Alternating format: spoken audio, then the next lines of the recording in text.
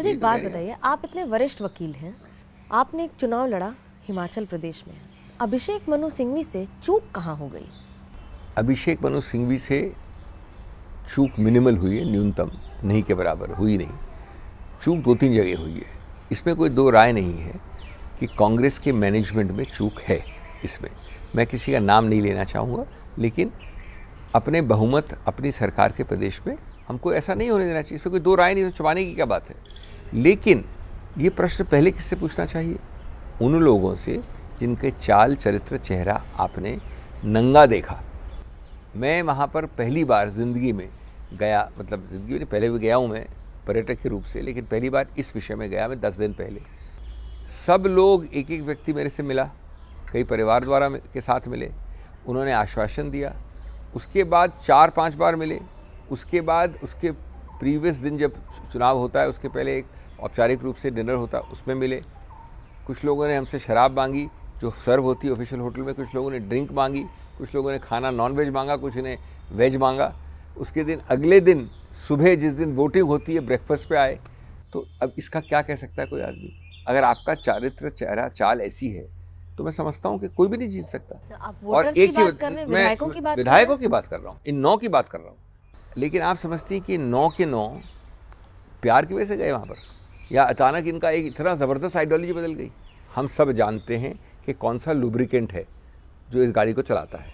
वो लुब्रिकेंट कौन देता है? एक महान पार्टी जिसके पास कैश ही नहीं है, जिसने कैश का नाम ही नहीं सुना, जिसने इलेक्टोरल बॉन्ड्स तो सब ऑफिशियल डोनेशंस होती थी। तो इसका आंसर आपको मिल गया है। एक सवाल, क्या कांग्रेस में आइडियोलॉजी का क्राइसिस है और आत्ममंथन की बहुत ज़्यादा ज़रूरत है? आइडियोलॉजी का क्राइसिस ज़ीरो है।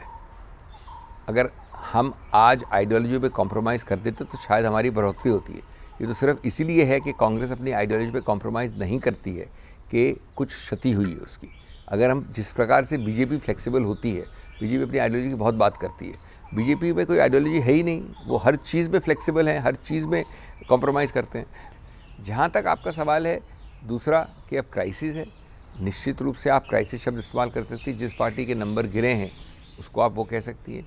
लेकिन अगर ये पूछा जाए आपसे कि आज इस देश में पिछले 10 साल में सबसे ज़्यादा खड़ा होकर आवाज़ कौन निकालता है, कांग्रेस उसमें अग्रणी पंक्ति में नहीं आएगी?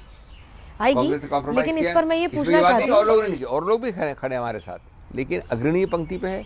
अब हम नहीं जीते हैं, उसके पहले 10 साल आप भूल रही हैं मैडम कि हम 15-20 चुनाव जीते असेंबली के, 2 बार जीते राष्ट्रीय चुनाव। ये होता है, बीजेपी के साथ हुआ था जब 2 सीट थी उनके पास। समय का एक उतार चढ़ाव होता है। ये समझना कि अक्षुण्ण है, इनफेलेबल है, हमेशा के लिए समय नहीं, तो गलत बात है। कि मणिपुर के लिए कांग्रेस ने काफ़ी पुरजोर विरोध किया, लेकिन संदेश खाली पर बंगाल में, क्योंकि आप तृणमूल कांग्रेस के साथ हैं, क्या इसलिए चुप्पी साधी? संदेश खाली की बात कर रहे हैं? नहीं, देखिए, संदेश खाली में बिल्कुल हमने वक्तव्य पढ़ लीजिए, महिलाओं के विषय में आवाज़ उठाई है, बड़ी स्पष्ट आवाज़ उठाई है।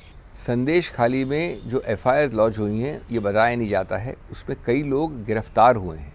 लेकिन साथ साथ, और उस केस को भी मैंने किया पश्चिम बंगाल की तरफ से, बीजेपी का उसको राजनीतिकरण और भुनाने का प्रयत्न है। बीजेपी के नेता वहाँ पर जाते हैं, गाड़ी पे बैठ के डांस करते हैं, उसके बाद पुलिस उनको रोकती है, उनकी FIR की तहकीकात हो रही है, बीजेपी द्वारा FIR की, उसमें अरेस्ट हो रहे हैं लोग, और लेकिन यहाँ वो प्रिविलेजेस कमेटी मूव करते हैं। वो मामला सुप्रीम कोर्ट में पेंडिंग है, और कहते हैं कि DGP जो पुलिस का है उसको प्रिविलेज कमेटी यहाँ बुलाए। ये कोई राजनीतिकरण नहीं तो क्या है? आप असली हल थोड़ी चाहते हैं। कई लोग उस पर अरेस्ट हुए हैं। ममता बनर्जी ने उसका समर्थन किया है क्या?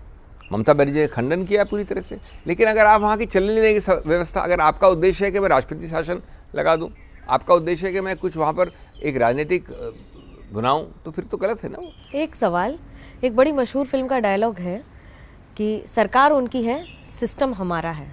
क्या आप ये मानते हैं कि सरकार किसी की भी हो, इकोसिस्टम कांग्रेस का ही हमेशा बेहतर होता है? मैं ये समझना कि कांग्रेस से कोई गलतियां नहीं हुई या बेहतर हो, मैं कभी नहीं कहता हूँ। हर पार्टी से होता है। लेकिन इकोसिस्टम का मतलब क्या है? अगर आपकी परिभाषा से मतलब है भारत की, तो मैं इस नए इंडिया की परिभाषा से सहमत नहीं हूँ। क्या आपको लगता है कि 2014 के बाद वाला भारत और 14 के पहले वाला भारत हर रूप से न्यू इंडिया बेहतर है, जैसे कि हमको मोदी जी बताते हैं हर दिन या बीजेपी बताती है हर दिन? कितनी त्रुटियां हैं। आज अगर इस देश में नंबर 1 भय है, मैं भय जनरल यूज़ कर रहा हूँ, चाहे आप में है, चाहे मेरे में है, चाहे ब्यूरोक्रेसी में है, चाहे कुछ हद तक न्यायपालिका में, मैं नाम नहीं ले रहा हूँ, वो था पहले कभी इतना? क्या गणतंत्र के लिए अच्छा है? आज यहाँ जो मतभेद नहीं मनभेद जो है वो अच्छा है। तो ये इकोसिस्टम, अब ये बात सही है कि कांग्रेस में भी कई गलतियाँ हुई हैं, वो बात नहीं है, लेकिन आपको बात करनी है अभी पिछले 10 साल से। इस इकोसिस्टम को आप इतना अच्छा उत्तीर्ण मानती हैं कि हर इकोसिस्टम इससे पहले वाला इससे मैंने बेकार सवाल किया है मैंने, लेकिन हमसे बात करने नहीं, मैं आपके लिए बात नहीं कर रहा हूँ, मैं आपसे जब मुखातिब होता हूँ तो मेरा मतलब है कि जो जनता जनार्दन या जो प्रेस पूछती है। अभिषेक जी, आपकी दलीलें हमने सुनी, लेकिन फैसला तो इस समय जनता के हाथ में ही रहेगा। फिलहाल कैमरा पर्सन सूरज पांडे और मनोज त्रिपाठी के साथ मुझे मनोज्ञा लोईवाल को दीजिए इजाजत। खबरों का सिलसिला एबीपी न्यूज पर जारी है।